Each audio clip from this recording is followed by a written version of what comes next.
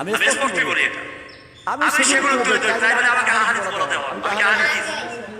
আমার ছাত্র জীবন কেটেছে লালবাগ মাদ্রাসায়। কোথায়?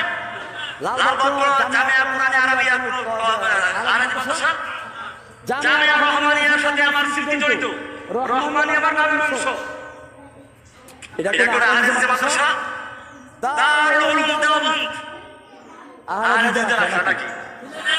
দেওবন্দ মাদ্রাসা আর মাদ্রাসা নাকি? দেওবন্দের ছাত্র।